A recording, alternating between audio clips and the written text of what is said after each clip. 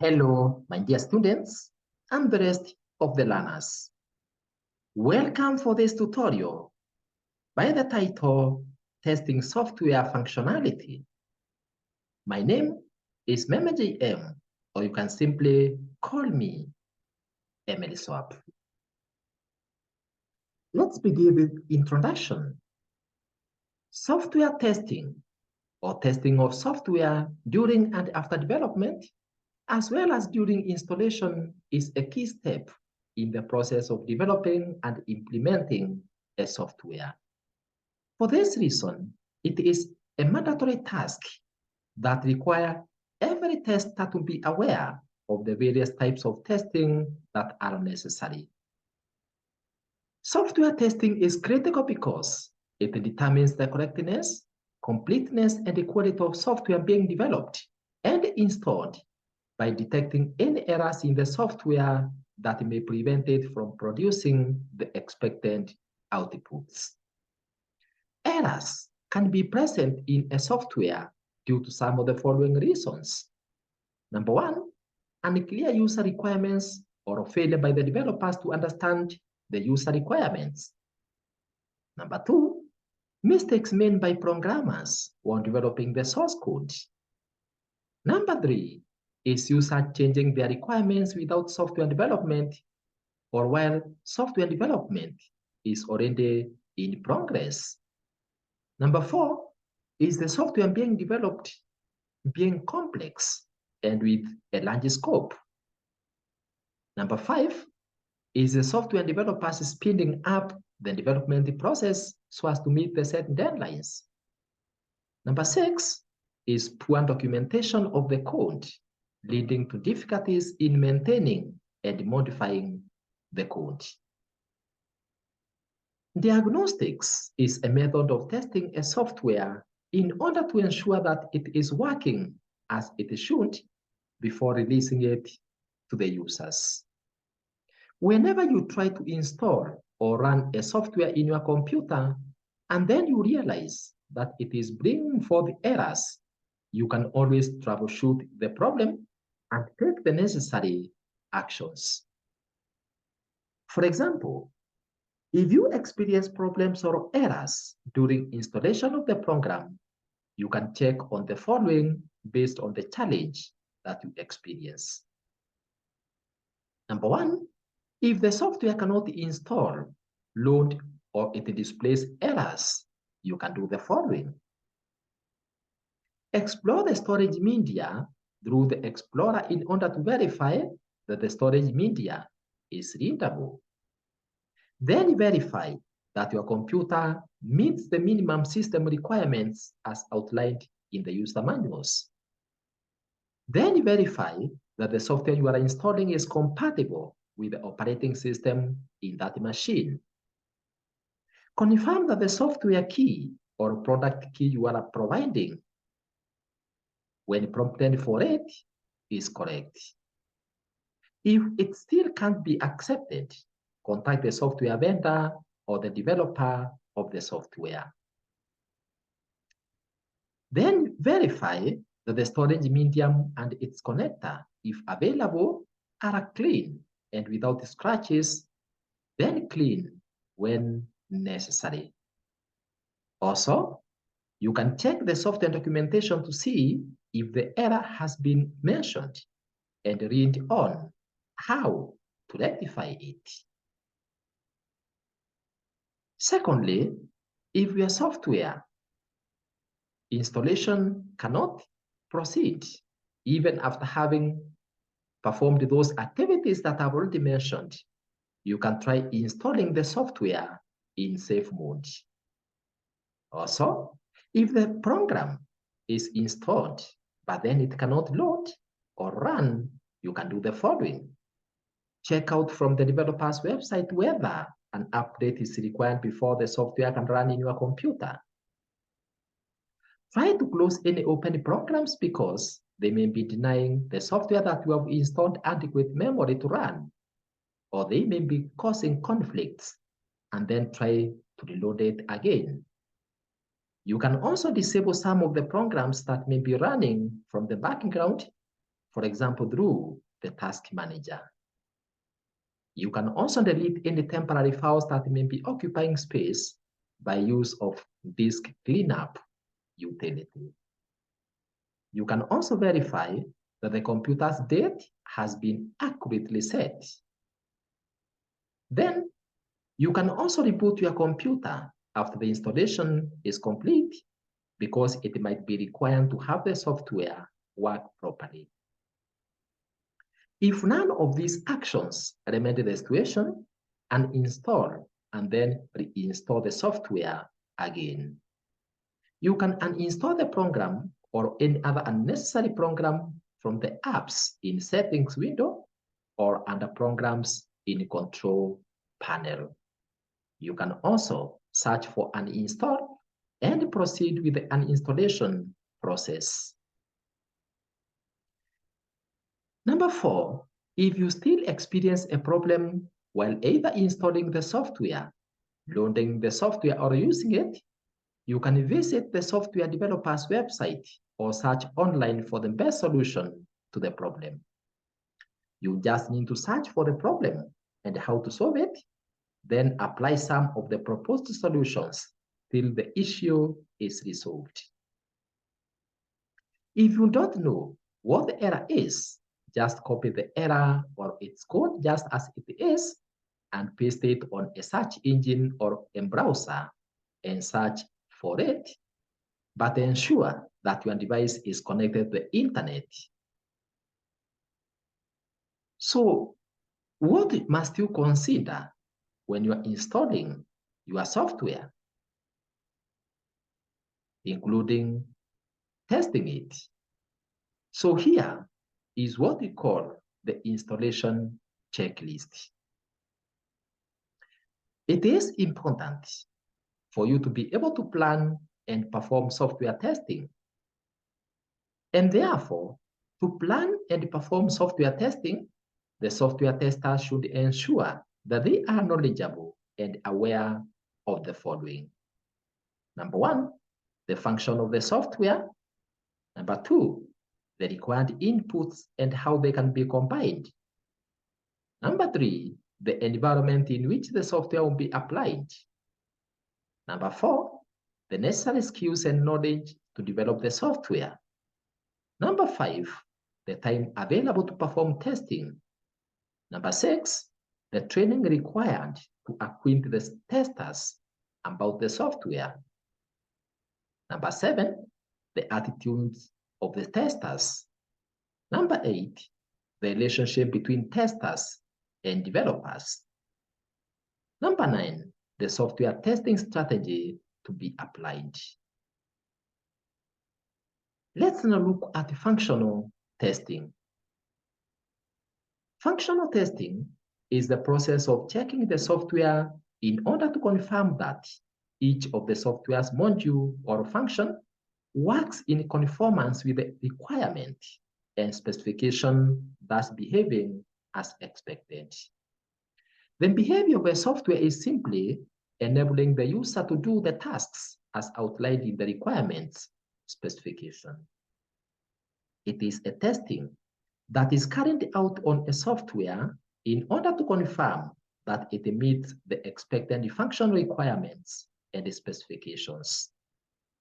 Each functionality of the software application is tested using the appropriate input, expecting output, or expected output, and then comparing the actual output with the expected output. Functional testing can also be defined as the testing which is carried out to establish whether each software feature works as per the software requirements, with each function being compared to its corresponding requirement to ascertain whether its output is consistent with the user's expectations. Functionality testing is therefore important because it verifies the functionality of the software in order to ensure that it meets the user requirements. It ensures that the set requirements or specifications are properly satisfied by the installed software. Its focus is on the results of processing. Functionality testing can therefore be based on either testing the requirements or the business scenarios, whereby testing based on the requirements entails or the functional specifications, while testing based on business scenarios entails the information about how the system will be perceived from a business process perspective.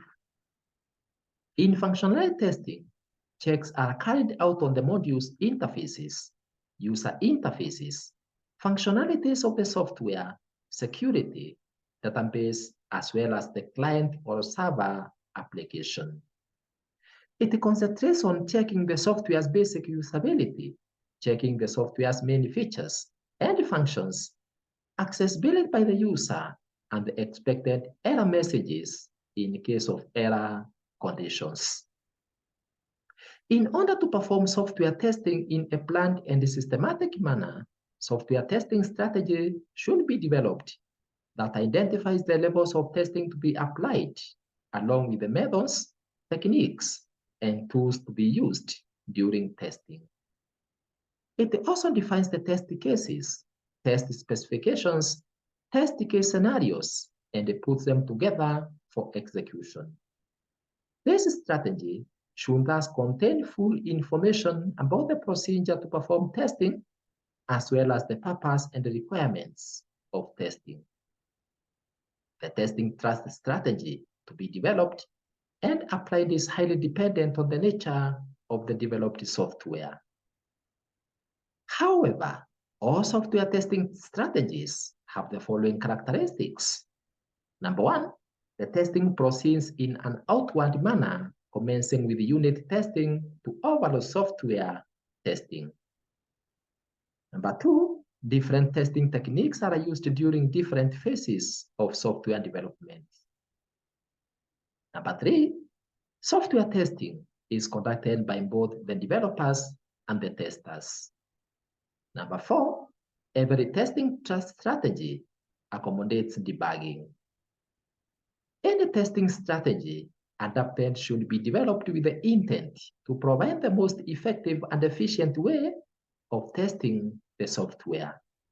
So, during functionality testing, we check the call application function, the menu functions, the text input, the installation and setup on localized computers, amongst others. Therefore, functionality testing can be done at various levels, which we can call the categories or types of functional testing techniques. That includes, number one, is unit testing. Each of the modules is tested against the set specifications in order to see whether it does what it was supposed to do. Its main focus is verification of the code's internal logic, and it's done by the programmer of the specific module. The second testing is white box testing. White box testing or testing is done by the tester to verify the internal workings of the software by analyzing the code, the infrastructure, and integrations with the external system. The third type of testing or level of testing is what we call the smoke or build verification testing. Here, a test is carried out after each build, that is feature of the application, is released so as to check its stability. It's done to verify that the most critical parts of the software work as intended. The fourth level of testing or type of testing is the sanity testing. It's done to ensure that the major functionalities of the software are working correctly even after any changes in the code have been done.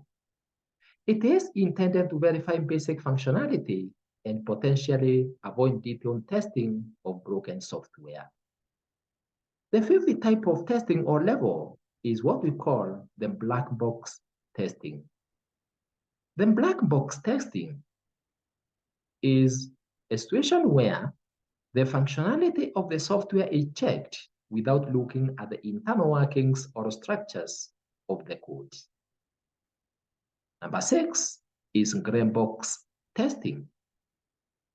It verifies both the internal workings of the modules by focusing on its code, as well as checking the external functionality of the software. Number 7 is regression testing. It is carried out to ensure that modifications made to a module or modules in the software do not cause any instability on the software and that it still works according to the specifications. It's thus meant to make sure that the addition of new code does not break the existing functionalities. Number 8 is integration testing. All the test and functional modules are then combined and tested together as a subsystem or group in order to check whether the interface between modules are properly integrated to achieve an end-to-end scenario. It checks whether combinations of individual software modules function properly together. Number 9 is interface testing. It is carried out to confirm whether there is proper interaction between the developed software and other related software in the computer. Number 10 is what we call the user acceptance testing, or UAT. The entire software is now tested with realistic data by the client in order to see whether that software meets the requirements of the user as outlined in the requirements document and that it's working properly. Number 11 is usability testing. It is carried out to find out how easy it is for the user to use the software without assistance. Number 11 is recovery testing. This is a test that is carried out to verify whether the software has the ability to recover from various failures, such as hardware failure, crashes, amongst others. It is important to ensure that during each testing, both the positive and negative scenarios are considered. The positive testing is an approach whereby the tester performs the tests to ensure that the basic requirements that are vital to customer usage are met, and therefore he or she tests the system with valid data. However, the negative testing is meant to ensure that the software behaves properly even when subjected to unexpected data, and thus testing is done using unrealistic and invalid data so as to see how the software will behave and how the output will be. Software testing can be performed either manually or by using automated tools to make sure that the software is functioning in accordance with the user requirements. In manual testing, test cases are generated, the software is executed, and the results produced are documented manually. This makes this method of testing expensive and time-consuming, and thus the need for automated testing. However, the automated functional testing tools make use of a recorder that enables them to watch the users as they interact with the user interfaces of the software under test, identify objects on the screen, make selections, enter data, and press them. They are then able to replay these actions to replicate user activities, noting those actions and comparing the results of those actions to the expected results that have been defined by the software developer in order to determine whether the test passed or it failed. Therefore, there are many automated functional testing tools that can be used depending on their ease of use, their flexibility in terms of being used across different platforms, their ease to reuse tests, and the level of user support that can be received from their provider. Some of such automated functional testing tools that you can use include, number 1, Selenium. It is used for supporting browser automation across multiple operating systems. Number 2 is Qtp. This is an automated functional testing tool for testing the web, desktop applications, and the client server. Number 3 is JUnit. This is a unit testing framework for writing and executing automated test cases, especially for the web applications.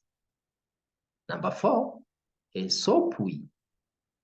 This is a tool for easy and rapid creation and execution of functional, regression, and load tests that provides a code-free test environment for creating and executing complex test cases with drag and drop options, and it supports multiple protocols. Number 5 is Cucumber. This is an open source testing tool that focuses on end user experience and allows easy reuse of code in tests. So, what process or what steps do you follow when performing functional testing? So, functional testing process are the key steps that you follow during functional testing.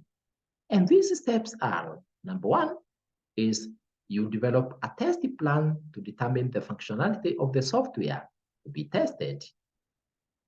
This defines the testing goal, the scope, approach to be taken, schedule of testing, identify the test items, and the persons responsible for the different activities of testing.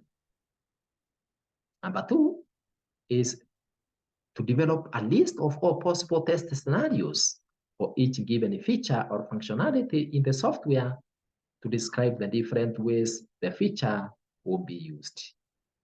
Number 3 is you create test input data for each functionality to be tested as per the requirements specification by identifying test input or designing test cases based on the test scenarios you have identified. Number 4 is designing test cases based on the different desired outcomes against the expected results.